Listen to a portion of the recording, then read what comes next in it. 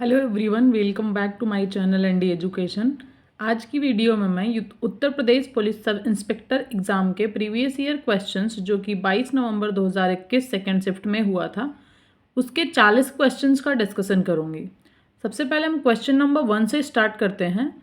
दो शब्दों, वाक्यांशों अथवा वाक्यों को परस्पर मिलाने वाले अव्यय को क्या कहते हैं? समुच्चय बोधक अव्यय कहते हैं। इसका सही आंसर है दूसरा विकल्प। अगला क्वेश्चन हमारे पास है, हिंदी में अल्पप्राण वर्णों की संख्या कितनी है? तो टोटल अल्पप्राण जो हैं वो 31 हैं। तीसरा विकल्प इसका सही आंसर है। कमला में कौन सा गण रूप है? तो कमला में सगण गण रूप है। इसका सही आंसर है फोर्थ विकल्प। शक्तिशाली, दयालु और योद्धा नायक के लिए इनमें से उपयुक्त शब्द कौन सा है? तो इसका सही आंसर है धीरोदात्त। ठीक है। तैरने की इच्छा के लिए इनमें से उपयुक्त शब्द कौन सा है? तो इसका सही आंसर है तितिरसा।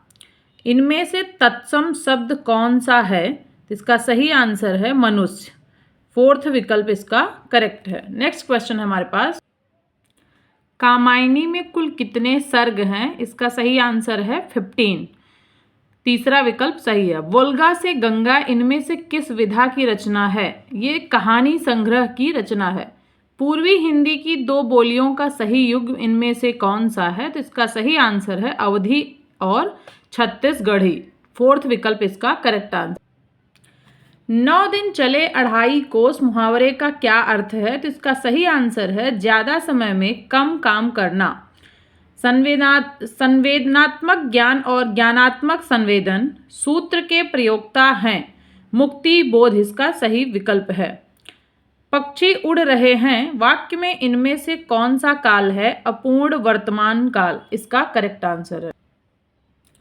मैं लड़के को वेद पढ़ाता हूँ, इस वाक्य में कितने कर्म हैं? तो इसमें 2 कर्म हैं, एक लड़के को, दूसरा वेद।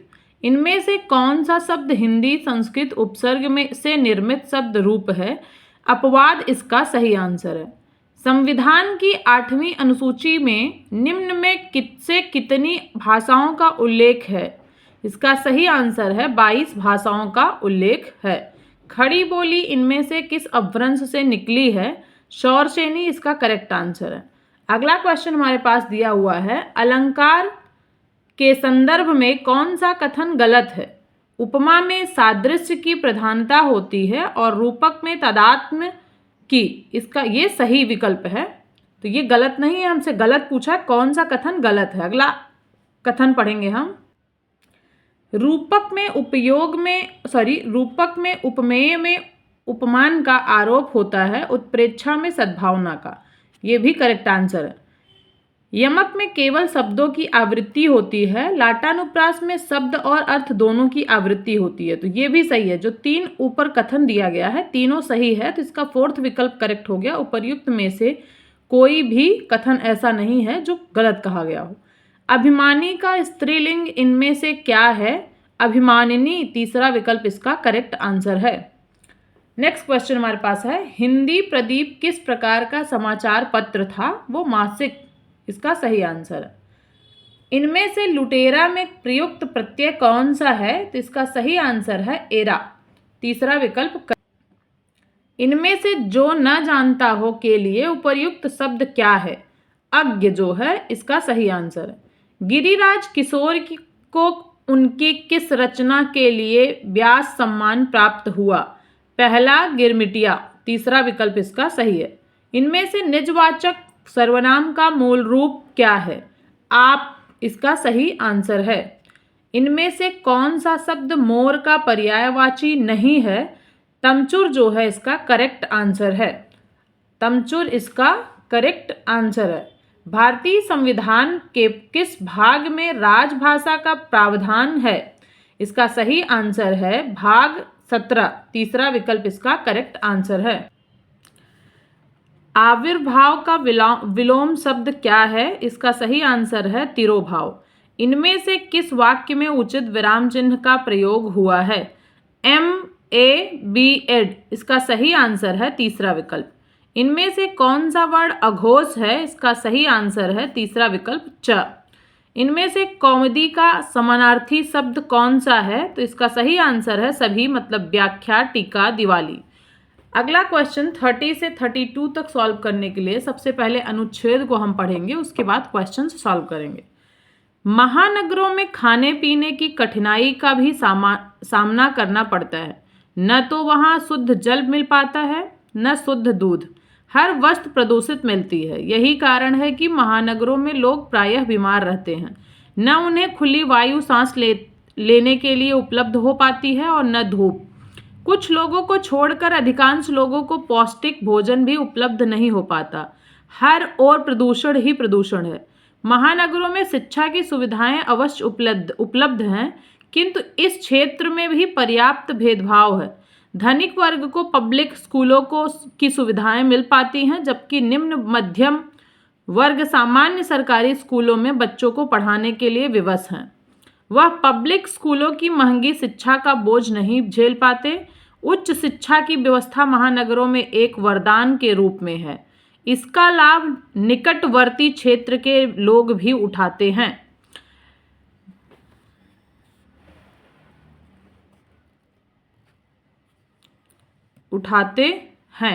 आगे है, महानगरों में सांस्कृतिक गतिविधियां भी होती रहती हैं। इनमें से रुचि रखने वालों को यहाँ का जीवन वरदान प्रतीत होता है। उन्हें आगे बढ़ने का अवसर प्राप्त होता है।